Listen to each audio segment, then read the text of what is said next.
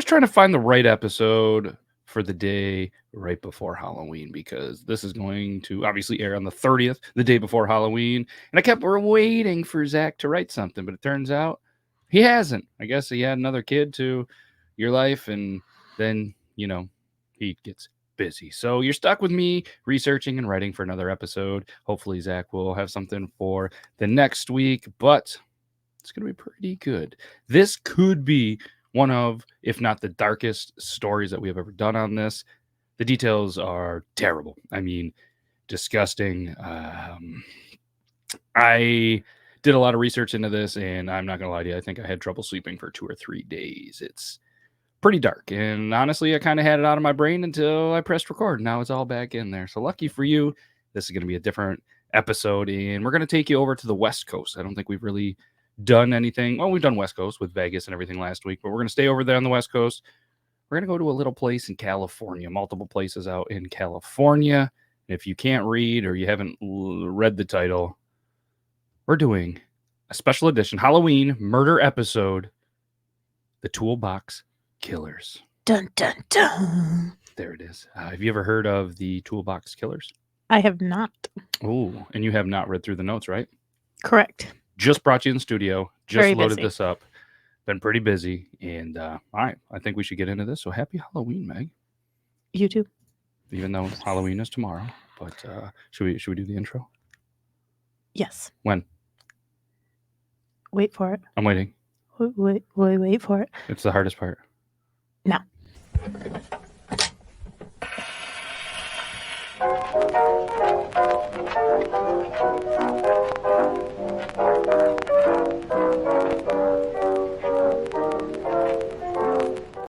The Toolbox Killers. Do you think it sounds as bad as it is, Meg? Yeah. Yeah, and it actually is worse than it sounds. There's been movies about this, books, documentaries, you name it, it's featured these. And to be honest, I hadn't heard of them. And, you haven't as well. For being such a wild story with everything that I have seen since, again, with the movies, the books, and everything, I'm surprised we haven't heard about it. And not the books mainly. I just buy them. I don't actually read them. It's pretty wild. So again, if you haven't heard it, you're just like us. Let's give you, I guess, a little bit of a backstory on these guys, and then actually talk about the murder that happens on Halloween. I feel like that's a good move to talk about a murder that actually happened on Halloween, on our Halloween episode, right? Mm-hmm. Okay, let's jump into this. Lawrence Bittaker and Roy Norris were just a couple of guys who were up to no good. They started making trouble in many neighborhoods. They killed a bunch of people, and everyone was scared, so they ended up in jail in the same state as Bel Air. See what I did there? That was nice. Nice touch. Was that a trick or was that a treat? You let us know in the comments. All right, anyways, the Toolbox Killers were 2 American serial killers. Yeah, you don't get cool raps and rhymes from producer Zach, do you? Well played. Step up your game, Zach. That's how it's done. I dropped the mic, but this is an expensive mic and it's on a stand, so we're not dropping it. And we haven't even done the story yet. Toolbox Killers were 2 American serial killers and rapists who committed the kidnapping, rape, torture, and murder of 5 teenage girls in Southern California over a 5-month time frame in 1979. The crazy 70s. Wow. You got to be pretty grateful you didn't grow up in the 70s. A lot of bad things happen to pretty girls. I think a lot of good things happen too, though. Name me 5. Exactly. Either way, Lawrence, I'm probably saying his name wrong. How would you say that? Lawrence Bittaker, right? Lawrence Bittaker. All right. Probably going to be Lawrence in this a lot, but Lawrence Bittaker was described by FBI agents and others as the most disturbing person they have ever profiled.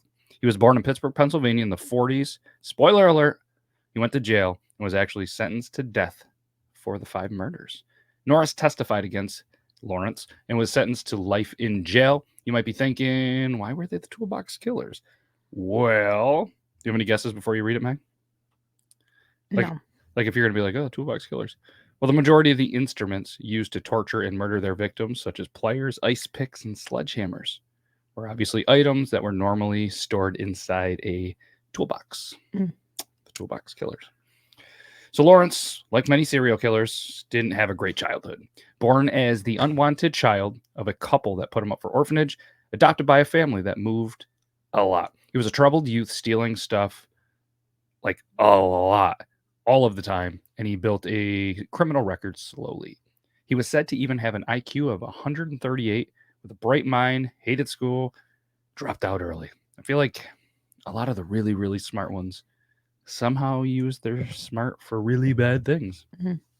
Hate to see it. So he drops out of school, steals a car, does a hit and run, evades arrest, goes to California, ends up in the California Youth Authority until he is 18 years old.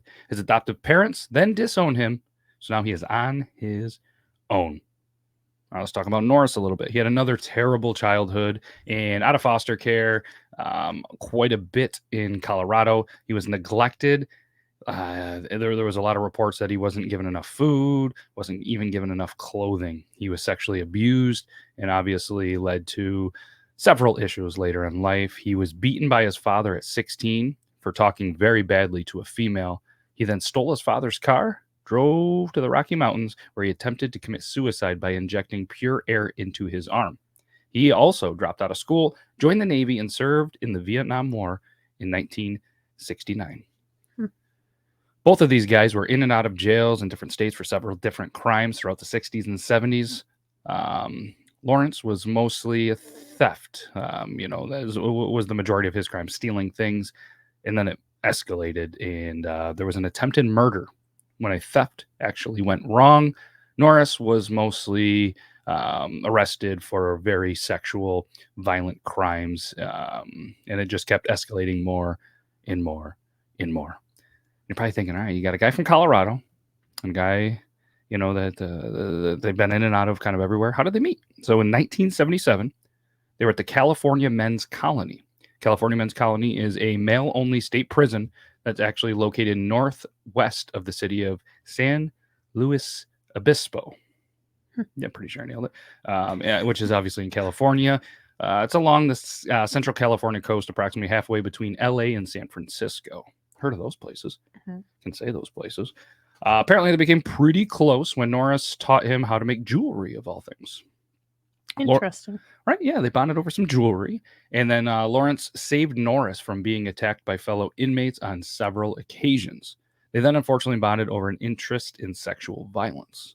There are many disturbing details of how and why they became who they were, but we are going to skip them. I'm gonna do you all the favor and skip it. I mean, it's when I say dark and twisted, it is dark and twisted. Some stuff that Spielberg and many producers couldn't come up with, and this shit happened in real life.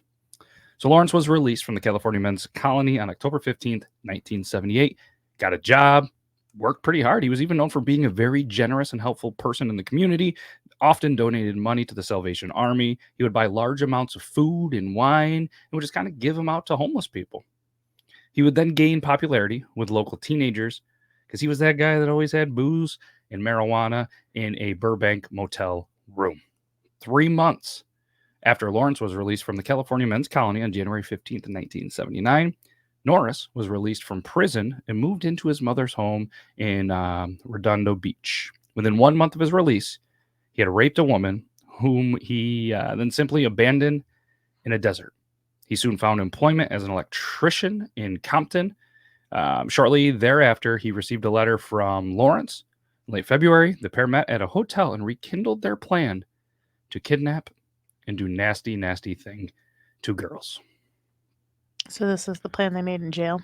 Yeah, they kind of bonded in jail, became even better friends after making jail jewelry, and now that they're out of jail, they decided to get together. And this was already, so he gets out of jail, commits another rape, and then just leaves this person, and then gets a job, moves to Cali, and is able to meet up with them. Nothing really comes of it.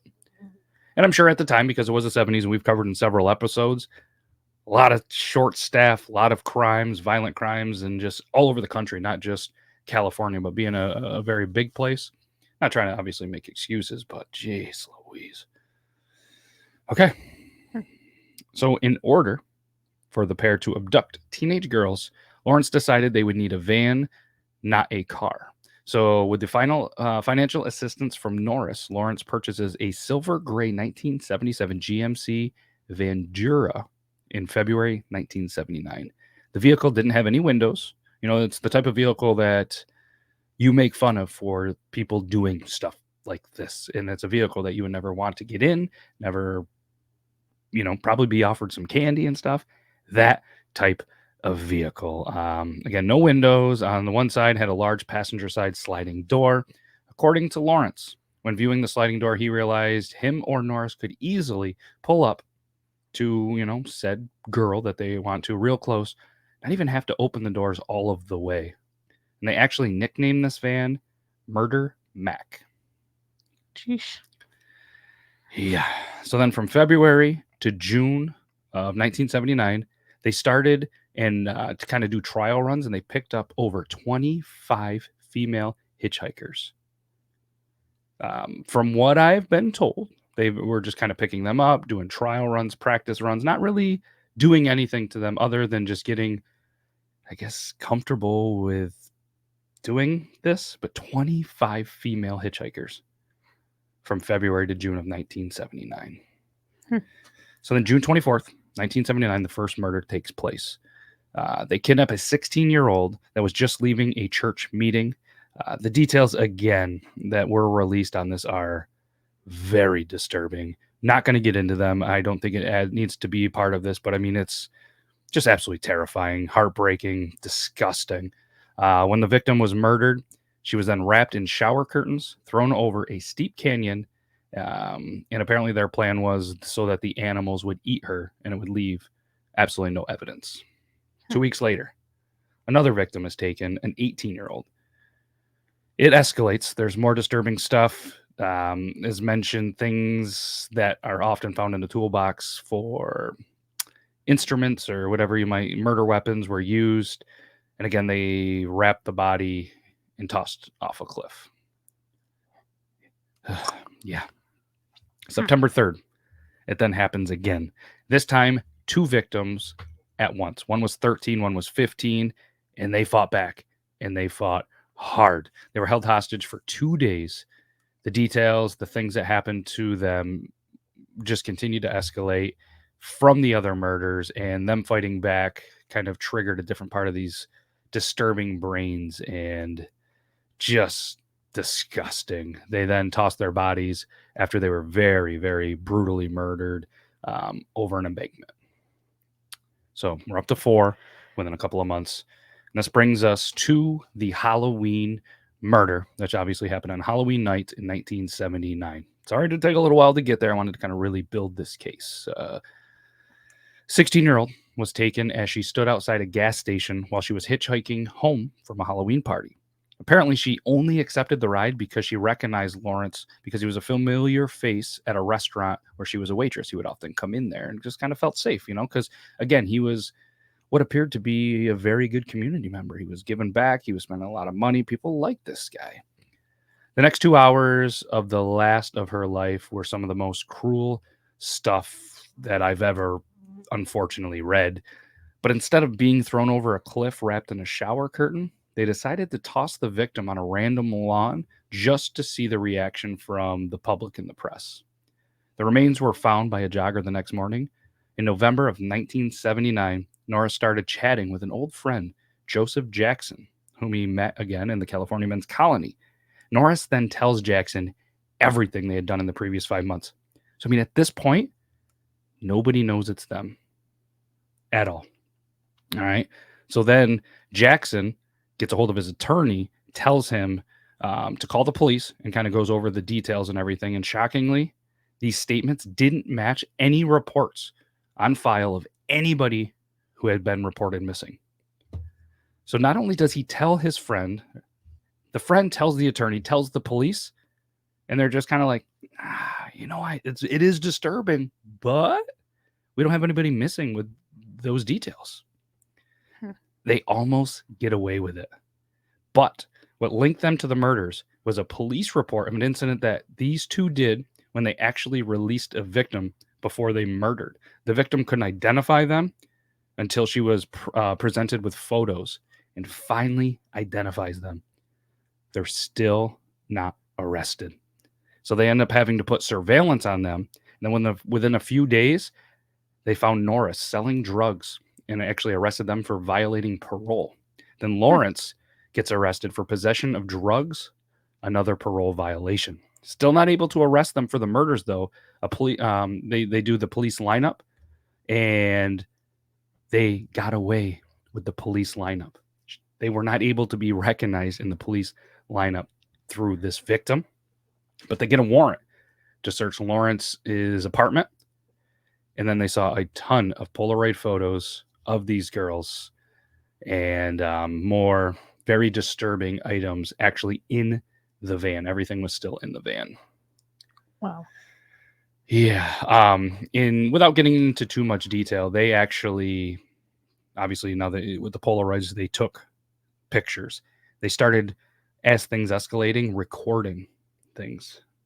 So, I mean, a lot of the brutal things with instruments and sickness that they did to these poor people was all recorded, audio, video, whatever they were able to do, which thankfully the evidence was found and did help with the convictions and putting them away. They ended up obviously serving life in jail. Both of these men actually died of natural causes in jail. But the aftermath of this case tortured so many people. I mean, from obviously the family members, which goes without saying, but it was the worst case that anyone involved would ever see. The chief investigator of the murders committed suicide at only 39 years old.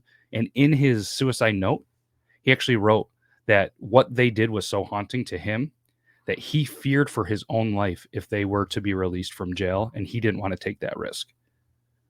That's how disturbing the details are. Wild. In the audio tapes and everything that they have are actually used from what I saw, either to this day or they were used for several decades at the FBI Academy, which actually trains and desensitizes every agent. Again, the audio tapes from these violent acts train the FBI and actually desensitize them. That's how disgusting it is. There's no words for this. It's unbelievable. It's awful. I'm leaving out the details. The details, I'm not even kidding you. The details of what they did to these poor kids is worse than any horror movie that I've watched. And I've seen some pretty wild horror movies. And like I said, I wish I didn't read them. I legit couldn't sleep for 2. Remember that I was telling you, I can't sleep. The details of this were unbelievable. I mean, yeah, so I don't know if you have anything else you want to add to this. I mean, this was a real life Halloween horror. I mean, I'm assuming you don't have follow-up questions because it's... I don't. No. It was really hard to find a quote for this. So I decided just to kind of toss this one out there. Never trust anything let me try that again. Never trust anything that can think for itself if you can't see where it keeps its brain. That's from J.K. Rowling. All right, sources were obviously Wikipedia, WVNSTV.com, and SueColetta.com, who did a really cool piece on the Toolbox Killer's True Halloween Nightmare. The WVNSTV.com had a digital desk of an old article and a bunch of details on the infamous Halloween murders, and the Wikipedia page on Lawrence and Roy had a ton of information. So thank you to the sources, and thank you to everybody for listening to our Halloween episode. Hopefully you enjoyed it. I know it was a dark and twisted one, but Halloween can be dark and twisted as well. So, do you know what any of the movies or books are?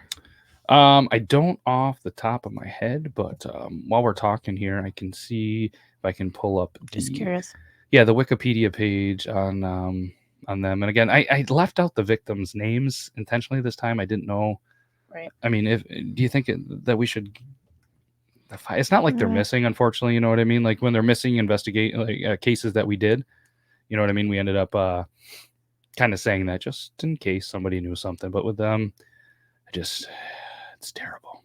I mean, these guys are just sick. Like I don't even want to show you pictures of them. So there was a 2010 documentary film The Devil and the Death Penalty, which focuses upon the murders committed by Lawrence and Norris, in addition to issues relating to the death penalty appeals process in California. So he was sentenced to death, but actually died of natural causes from what I remember before they put him down.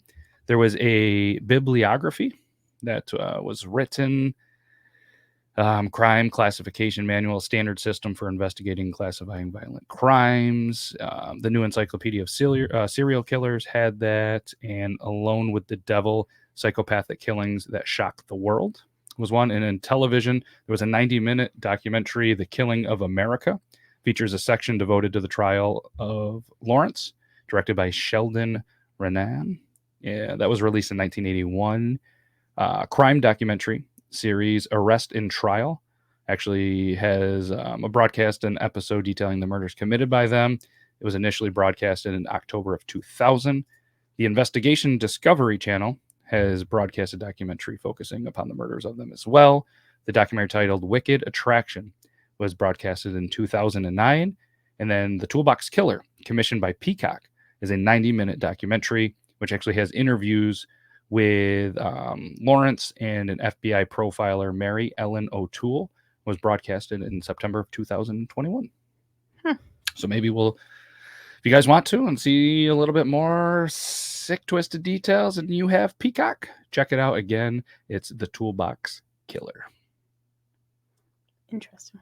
There we go. Yeah, those are the ones. So, all right. Are you going to watch that documentary? It's possible. Possible. But either way, happy Halloween. Hopefully your candy bags are filled. Be safe out there. There are a lot of sick and twisted people. And obviously we don't want to have to do any more Halloween murders, because when you're Googling Halloween murders, there is a abundance of them out there. So be safe, and hopefully your treats are much better than your tricks. So happy Halloween, everybody. Happy Halloween. All right. We'll see you guys next week. Take care.